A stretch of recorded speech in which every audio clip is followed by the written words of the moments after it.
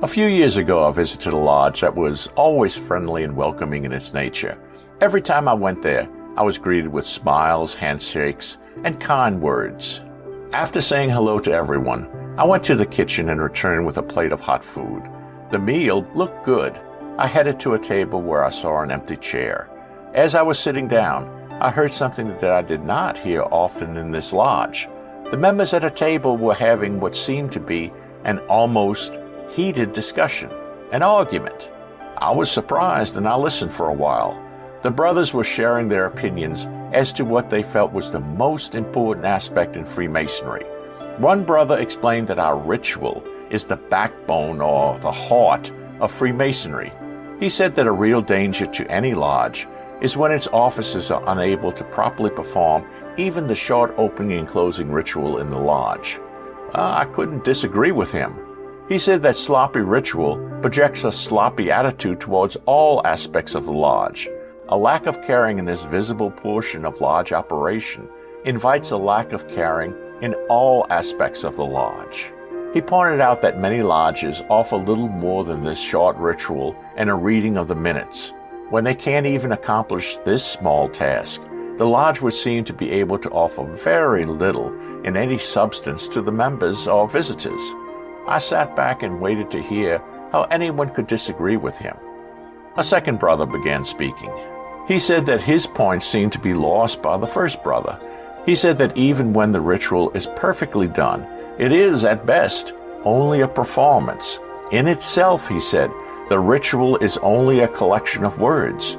A recording of a perfectly executed ritual could be played for the opening and closing of the lodge, and it would satisfy the need for a properly delivered ritual. He said that what he saw as the real danger is when the ritual is not understood. He recounted of his once asking a very good ritualist what the words he was saying meant. The ritualist knew the words, but not the meanings of the symbolic words or the lessons delivered. He said that if we only perfectly repeat words that have no meaning to us, then our ritual only becomes something that we do, and it has no other benefit or meaning to us. It is only an empty and meaningless performance for our entertainment. I certainly could not disagree with him either. He went on to say that the philosophy of Freemasonry must be understood if we are to truly understand why the symbolic ritual is important. Without instruction in our philosophy and symbols, our ritual becomes pointless, and we mislead ourselves as to the importance of perfectly performed ritual. I found value in all that he said. A third brother said that he understood the points and logic of the two other brothers, but he felt that our true danger was repeating the failures of the past. He said that we must know our history.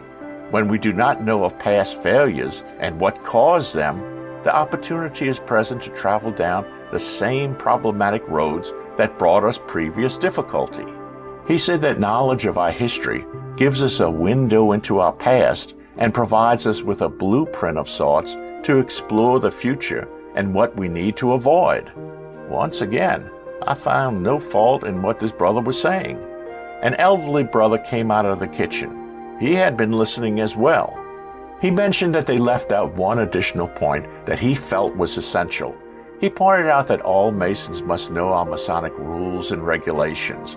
If we don't know our laws, then we are far more likely to make mistakes that could bring us serious, unforeseen problems. But what he felt was most important is that we do not divide our area of study into only history, ritual, and philosophy, or anything else. He said that no one aspect of Freemasonry was better or more important than another. Balance is essential to Freemasonry. We must be able to properly function in all areas of Masonry if we are to properly consider ourselves a master Mason. It is not a matter of which is more important. It is a matter of recognizing that all areas are important and in need of study. We should objectively examine ourselves to find our weak spots and do the work necessary to improve in Masonry wherever needed. It is true that if we look at our teachings in the proper manner, we will be taking advantage of the teachings for all of our lives. The learning and growing will never cease. Thank you for watching.